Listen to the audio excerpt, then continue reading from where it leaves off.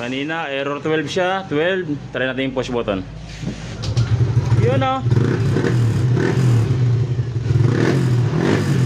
Boss, it's alive. Tapos nawala na rin yung error 12 niya. So Monday mga katropa, nag-aantay kami kasi yung shop sarado pa. At yung Motorstar ay ano ba yun sir? Pinoy, namamatay-matay yung kanyang motor, tumitirik. At ang conclusion ko dyan, yung kanyang pulser. So common na problema yan mga katropa ng mga Pinoy, mga Rusi, minsan mga TMX 125 na kapag tumitirik na mainit na biglang tumirik, minsan pulser yung kanilang problema. Or minsan CDI. Pero kapag na-convert mo na sa CDI tapos tumitirik pa rin, pulser na yung pinaka-problema niyan. Tapos yun, magpapagawa sila boss. Boss, yung NMAX ano yung ipapagawa nyo? Ano po? Papa Error 12 po, prevention. Tapos ito naman kay boss mga katropa. Saan pa kayo galing boss? Sampag yan sir. Galing sa Sampab yan si boss. Ang problema ng kanyang computer box, hindi umaandar yung kanyang motor sir no? Nag-error 12 palagi.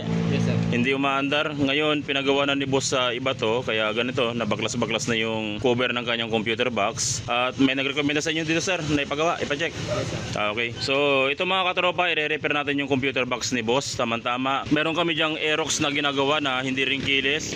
Susubukan muna natin to boss bago natin gawin. No, sasalpak muna natin para sigurado. So heto na mga katropa yung Aerox na sinasabi ko. Susin natin.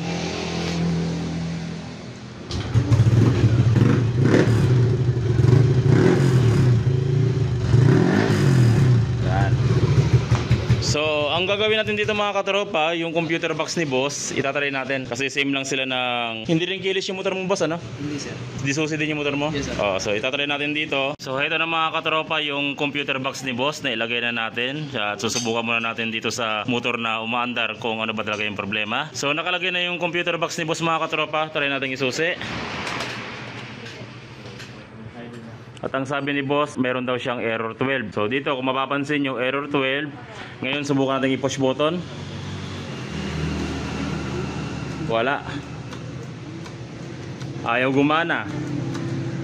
At mayroong error 12. So kumpirmado mga katropa na may problema talaga yung computer box ni boss. So ang gagawin natin, i-repair natin yung computer box ni boss. At ipapakita ko sa inyo kung paano yung tamang proseso, kung paano mag-repair ng computer box. Mga katropa, papalo naman ang ating Facebook page, Jad Allen Motorcycle Electrical Shop, Lingayen. Kung gusto nyo namang magpagawa sa akin ng personal sa pagwawiring, isearch nyo sa inyong Google Map ang Jad Allen Motorcycle Electrical Shop, Lingayen, Pangasinan.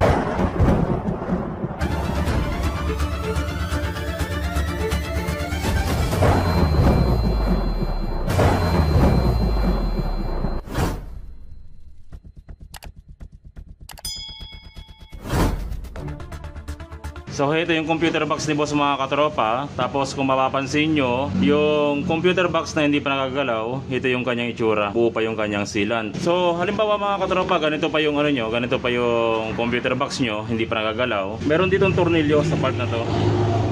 Dalawa yan. Yung tornilyo na tinutukoy ko, itong dalawang butas na to. So kailangan nyo matanggal yung tornilyo na yan. Kukut-kutin nyo dito sa part na to. Tsaka rito, kukut-kutin nyo hanggang mahanap nyo yung dalawang tornilyo. Pag naalis nyo na yan, pwede nyo nang dahan-dahaning alisin to. So kapag natanggal nyo na yung mga katropa, ang una natin gagawin kapag error 12, yung mga MOSFET. Kasi kadalasan may mga sira o damage yung ating MOSFET. So i-check natin lahat yan, yung 6 na MOSFET na yan, kung sino yung may damage at sino yung may sira. Kaya nagkakaroon ng problema at ayaw umandar ng motor ni boss.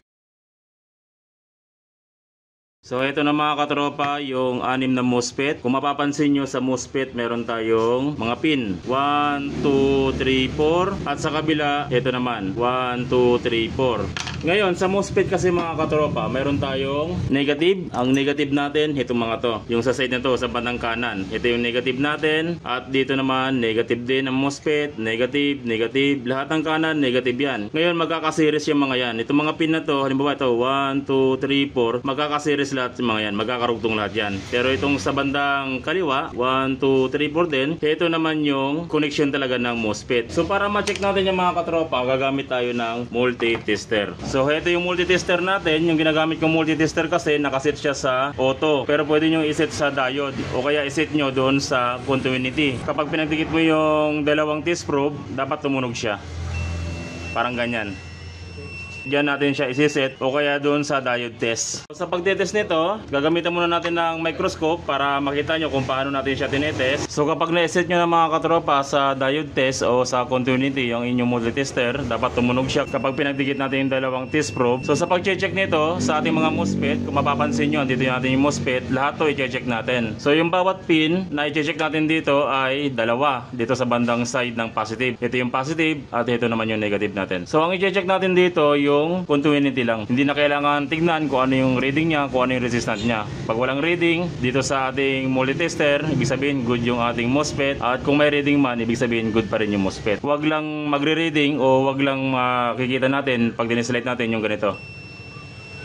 Dapat hindi siya tumunog na ganyan. Ibig sabihin kapag tumunog siya na ganito, busted na yung ating MOSFET. So para ma-check natin yan, pa-cross yung gagawin natin. Parang ganito. Yung connection na to, yung sa likod ng ating ground, itong pin na yan, at ito. I-check natin to. Pa-cross, pa ganito. Pa ganyan tayo, pa ganyan. So ibig sabihin, ito, itetest natin to. Yung negative probe natin, ilalagay natin sa kabilang side, dito sa ground. Tapos yung pula, yung positive probe natin, ilalagay natin sa taas, doon sa pa-cross niya. Dapat hindi siya tumunog. Kung magkaroon man ng reading, walang problema. Kung mapansin nyo, 4.8, walang problema dyan. So sa kabila naman tayo, pa-cross tayo.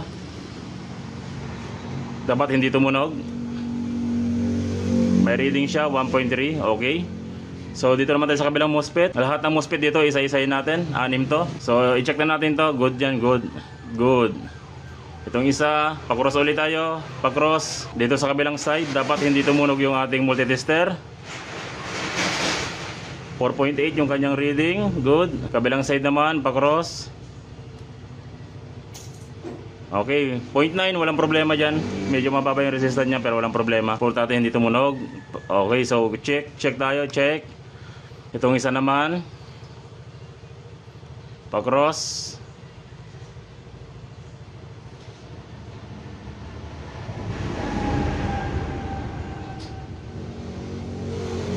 Minsan walang reading, minsan mayroon.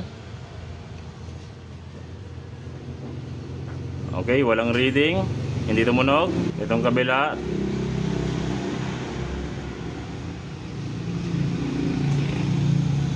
wala ring reading.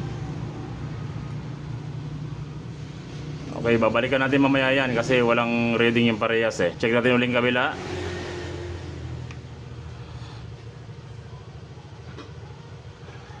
Okay, walang reading. Mamaya babalikan natin yung isang yan. I-check muna natin lahat. Minsan pag walang reading, good yun. Pero minsan bad din. Walang reading. Mas maganda may reading. Kasi ibig sabihin, pag walang reading, baka sunog sa loob. So itong isa, ayan, parang nyo, may reading siya. 4.8.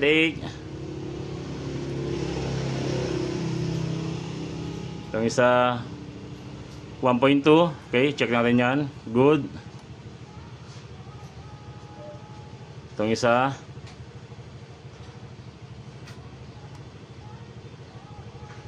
okay, 0.6. Okay. Kabila.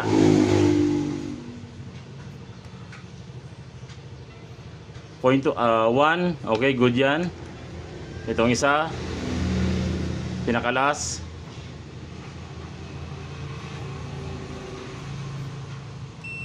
Narinig nyo? Bad yun. Tapos ang reading niya, kung mapapansin nyo, 000.2. So ibig sabihin shorted. Itong kabila,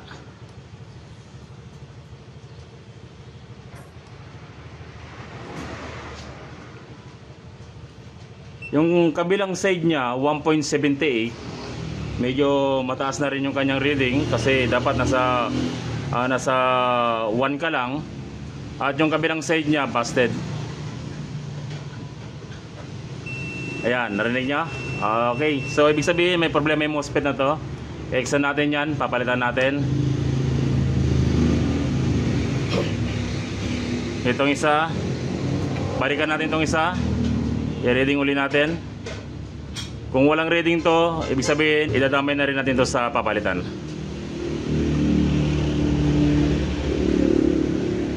Wala.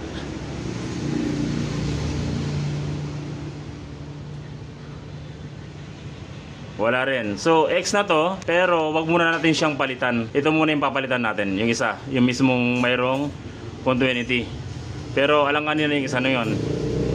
Ito. Yan, ito muna yung papalitan natin kasi ito yung pinaka-shorted. Tapos i-testing natin sa motor kung gagana na siya, ibig sabihin okay pa to. Pero kung hindi siya gumana, idadami na rin natin itong isang to. Okay, so para matanggal natin yan, syempre gagamitan natin ng hot air. Ito yung hot air natin, ayun yung panghinang dyan.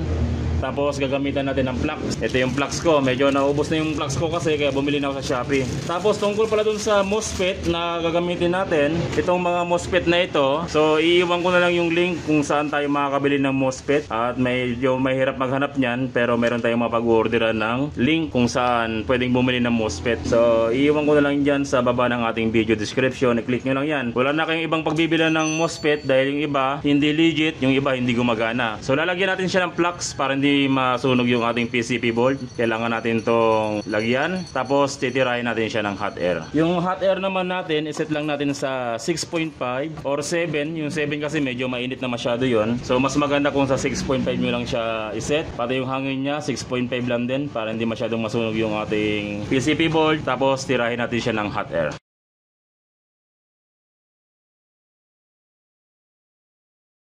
Yes, boss. ABS ko yan? Anong problema ng ABS mo? Always on? Oo. Tapos meron ka ng speedometer? Wala na. Meron naman. Meron pa? Oh, sige. I-repair natin, boss. Yung ano lang, yung ABS, lagi naka-on. Sige, boss. I-repair, boss.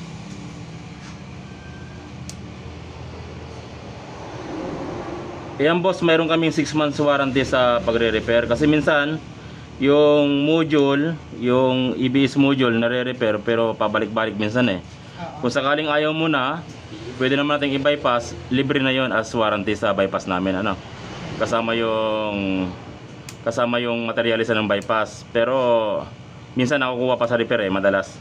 Ay, sige ba. Pero kung sa in case na pabalik-balik lang din at gusto mo na siyang Tanggalin ng ABS.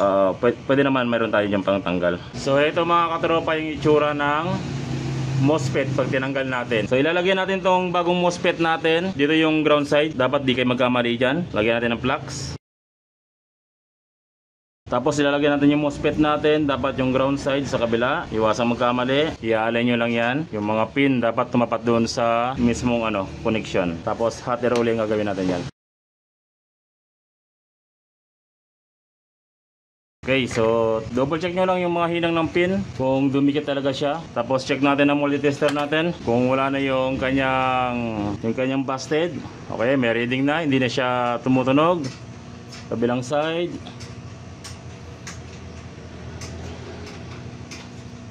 Okay, may reading na rin, hindi tumutunog. Yung kabila, yung sabi kong alanganin pero alanganin na hindi. Try natin i-check.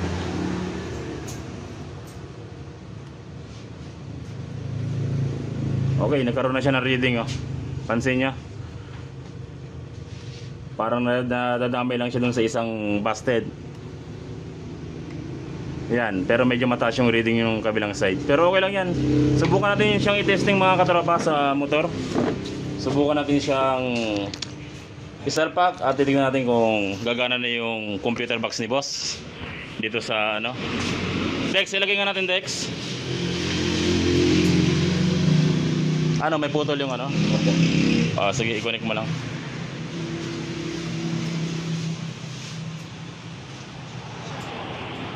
Ano sa inyo, sir? Yung mga ABS, yung green. Sige, pahintay lang, sir, Kasi lang. May 6 months warranty tayo sa ABS, sir, At yun ang sa ABS kasi medyo minsan okay naman siya pag ginawa. Pero minsan bumabalik yung indicator. Hindi mo kasi ma-predict yung volt eh. Repairable lang, nire-repair na lang kasi.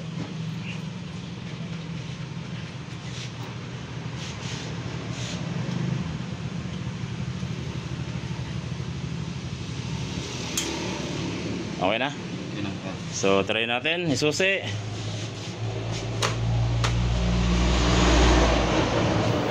Kanina error 12 siya, 12. Try natin yung push button.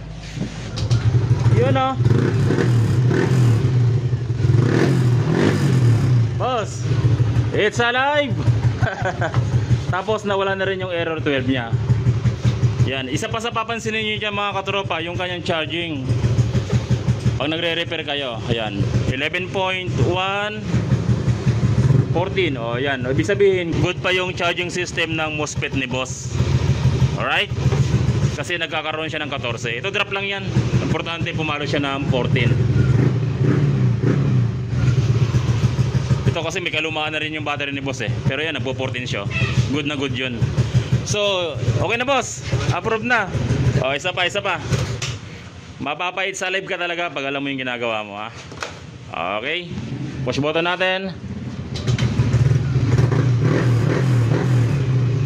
Okay mga katropa, so ganun lang mga katropa kung paano mag-repair ng Error 12 dito sa ating Aerox o kaya sa NMAX kung sakaling nagpalit na kayo ng, ano ba yung pinalitan nyo sir? Stator, CPK. Sayang, 6,000 pa naman yung stator ano? 1.5 yun. Oo. Kung sakaling nagpalit kayo ng mga ganong klaseng pyesa tapos hindi pa rin siya gumagana, ang may problema yung kanyang computer box. So ganun lang yung pagre-repair ng computer box ng NMAX version 1, ay Aerox version 1, version 2 at NMAX version 2. So yun lang mga katropa, maraming salamat sa walang sawang pagsuporta sa ating channel. Sana tuwing nanood kayo ng ating video, marami kayo natutunan, nagagamit nyo sa inyong panganabuhay o sa inyong pagdi-DIY. Maraming salamat mga katropa. God bless at ingat palagi sa pagwa-wiring.